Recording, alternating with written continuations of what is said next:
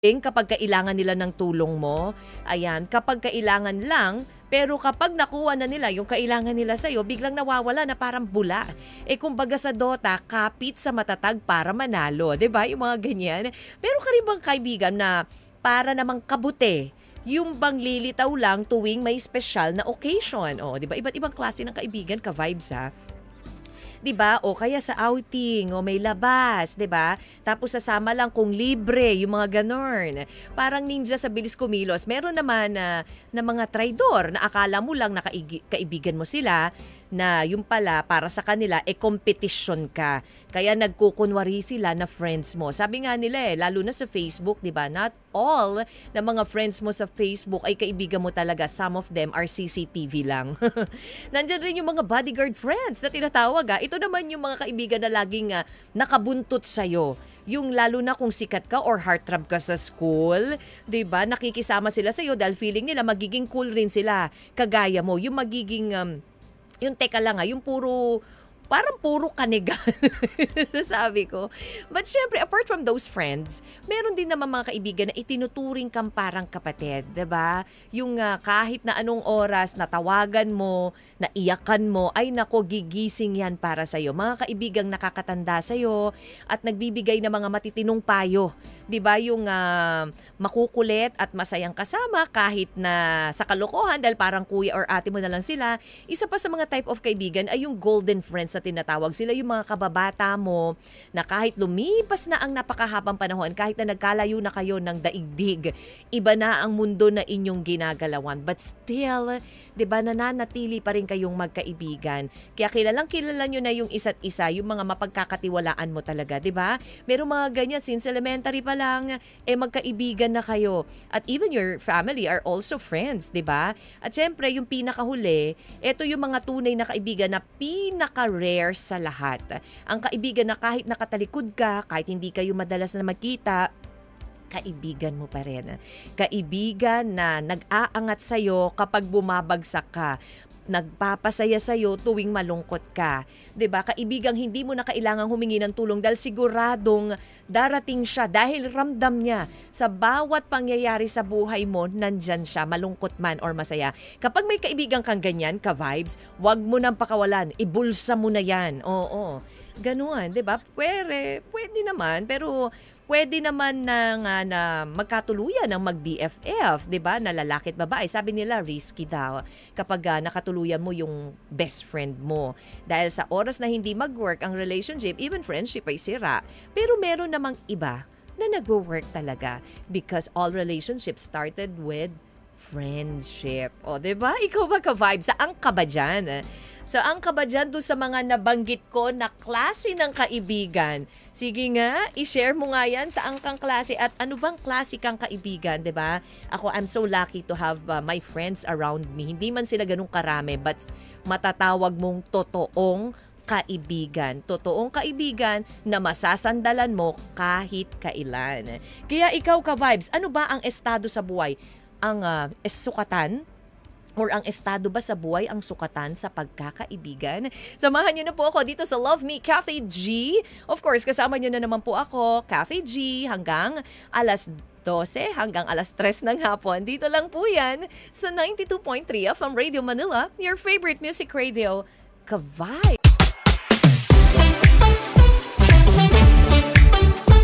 Naniniwala ka dyan, first love never dies. Meron ka bang unang minahal na hanggang ngayon nararamdaman mo pa rin yung pagmamahal sa kanya, 'di ba? Sabi kasi nila 'di ba, kapag meron kang unang minahal, until now, meron pa ring part of your heart na nandun na meron pa ring feelings. Hindi man sinasabi na gusto mo pa siya, but yung heart, yung feelings na parang na naging part siya ng life mo, 'di ba? Kaya nga first love never dies. Oh, naniniwala ka ba diyan? O napaalala ka, nakapa-flashback ka. Wala pang Thursday, Martes pa lang. Pero yun nga, kung minsan kapag naririnig natin talaga tong kanta na to ni Eugene Knight, ito pala ni Eugene at ni Joanna, yung First Love Never Dies, naku talaga naman, iba. Iba yung feeling, oo. Napapaalala mo yung yung ex mo na ayaw mo na maalala, yung first love mo na ex. Well, ka-vibes, hindi naman nga po throwback ngayon at hindi rin about our ex ang pag-uusapan, kundi tungkol sa ating mga kaibigan, mga usaping pagkikipagkaibigan. Ang estado ba sa buhay ang sukatan ng pagkakaibigan ka-vibes? Ikaw ba meron ka bang naging kaibigan dahil mayaman siya? Or ikaw ba ay kinaibigan dahil mayaman ka, marami kang pera, mapagbigay ka?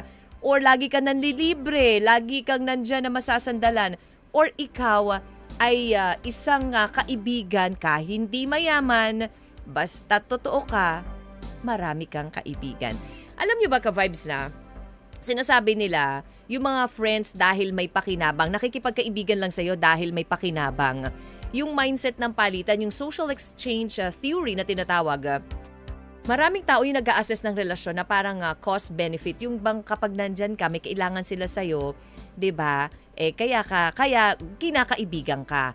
Ayun, yung kumbaga meron kang nabibigay na kapalit dun sa friendship na ibibigay sa'yo. And yung tinatawag na give now, get later, kumbaga may mga tulong na binibigay dahil inaasahang, ay, babalik naman niya to kaya ako siya tinutulungan. Pero hindi talaga totoo yung friendship na ino-offer niya sa'yo. It's just because meron siyang nakukuha nga sa'yo na binigay sa'yo na maikailangang ibalik mo. So watch out for that kind of friend ka-vibes ha. At syempre marami pang iba na yung tinatawag na yung context ng kultura at environment, yung relational mobility, yung mga setting cultures na madali kang makapili at makapagpalit ng kaibigan. Depende, 'di ba? Mas nagiging market-like ang pagpili at nakatuon dun sa utility and benefits that you can get from your dun sa kaibigan or dun sa tao. Naku, napakarami at lalim na explanation about friendship. But then, abangan nyo na po ang ating story for today na babasahin ko coming from ang istorya po ni Celia. Si Celia, wala bang friend si Celia? Si Celia na i-share ang story niya kung paano siya nagkaroon ng tunay na kaibigan.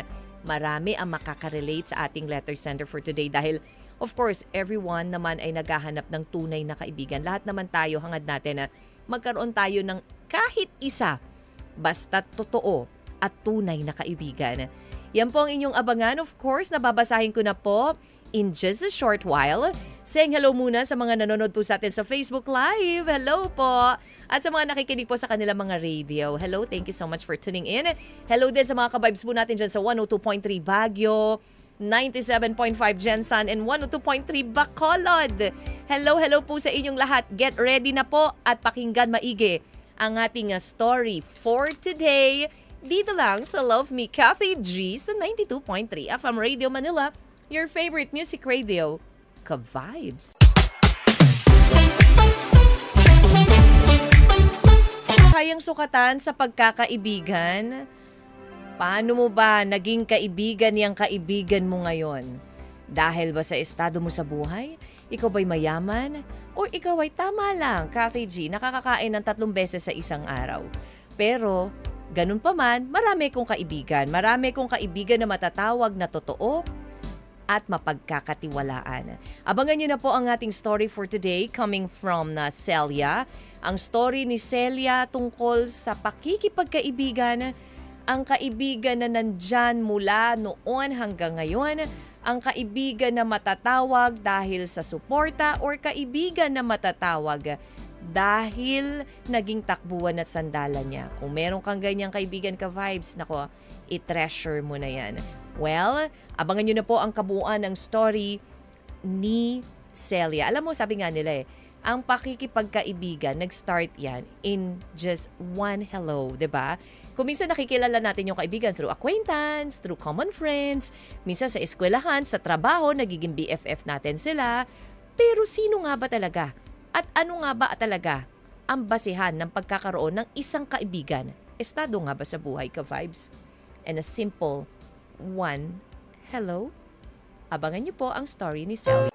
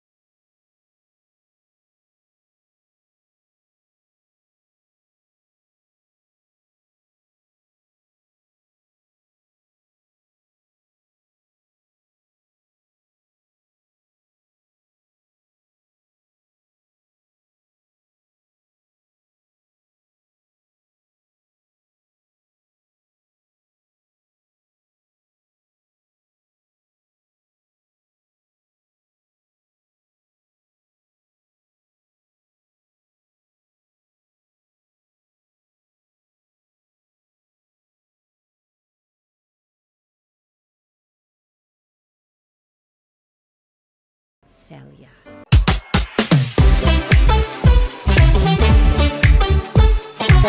Thank you so much. When you love someone, syempre lahat gagawin mo para sa taong yon, diba?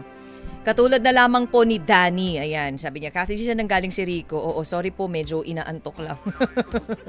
Si Rico kahapon yon, si Rocco, katunog ni Rico. Oo.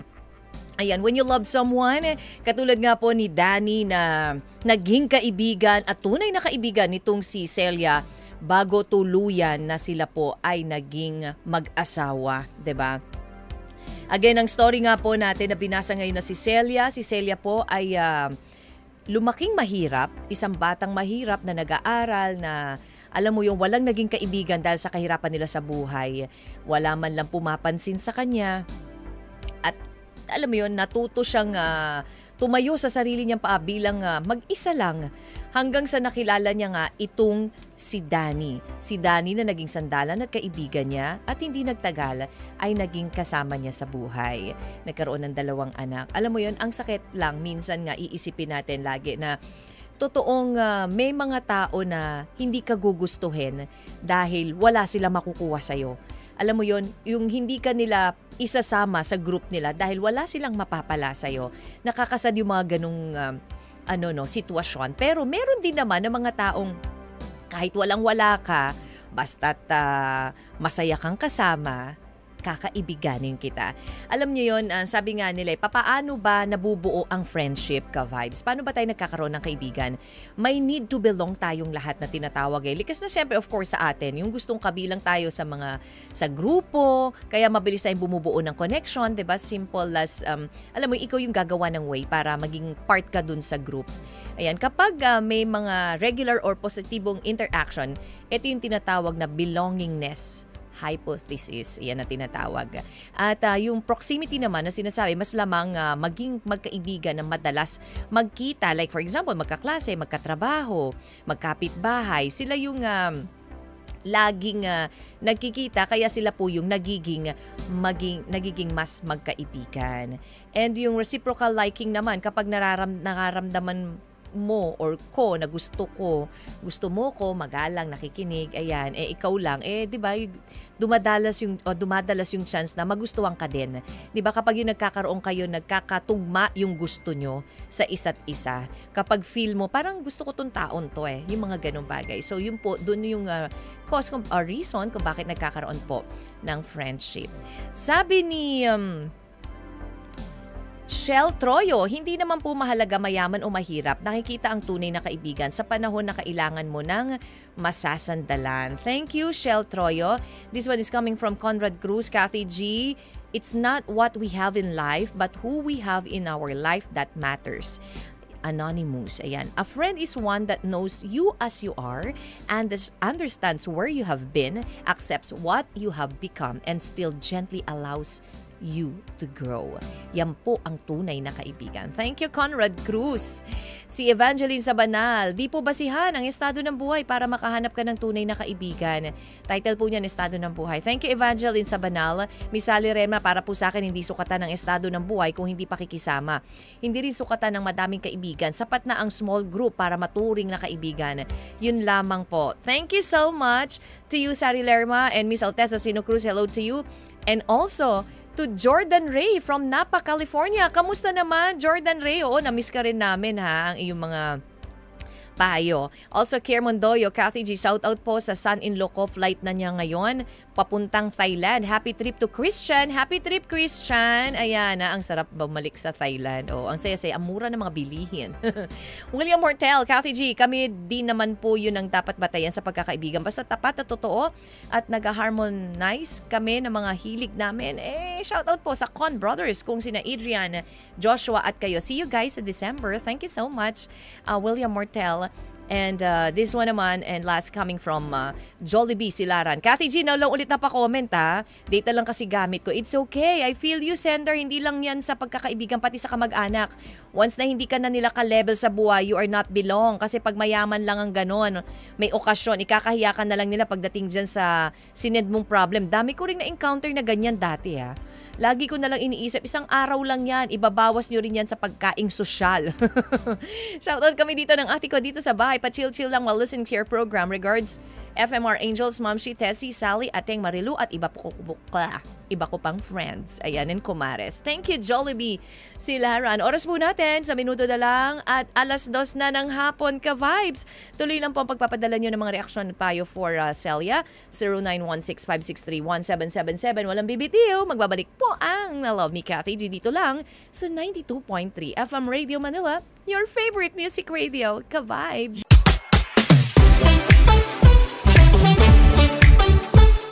Kaibigan si Celia, dumating si Danny, and there you'll be, diba? Na naging kaibigan niya, nagkatawanan niya, naging sandalan niya, noong mga panahon na wala siyang maging kaibigan, dala ng kahirapan sa buhay.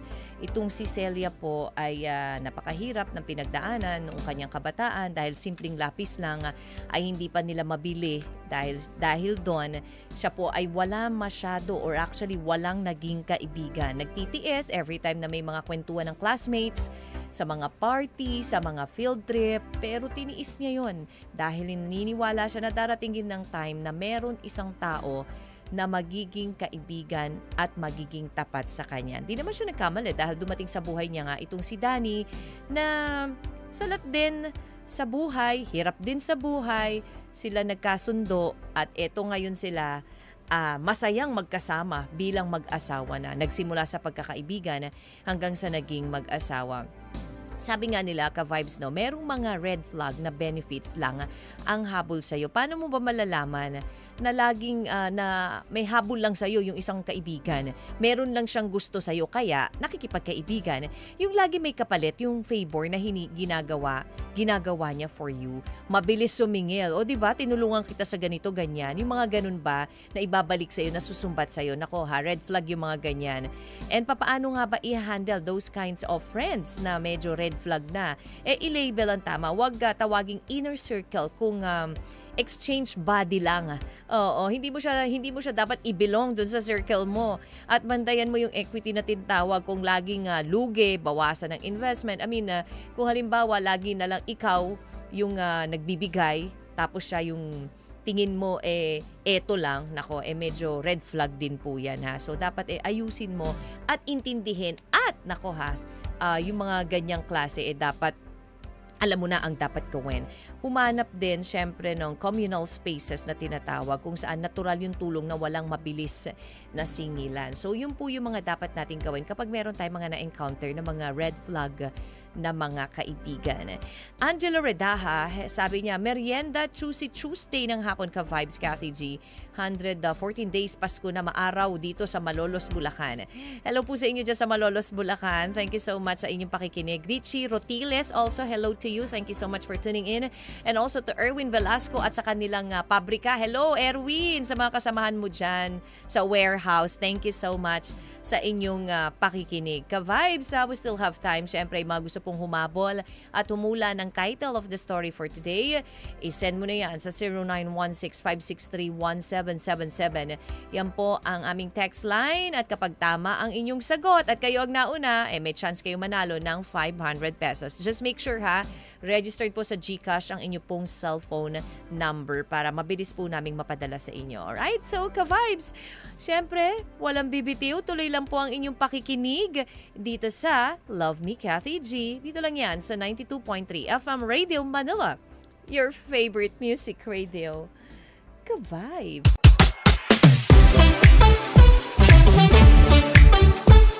FM Radio Manila, your favorite music radio, ka-vibes. Ahon, 2:44 po ang ating oras. And ito na nga po ang final hour ng programang Love Me Cathy G. Again, ang binasa po nating sulat is coming from Celia. Si Celia na ibinahagi ang istorya kung paano niya naging or paano siya nakahanap ng tunay na kaibigan sa katauhan ni Danny na soon naging asawa niya rin.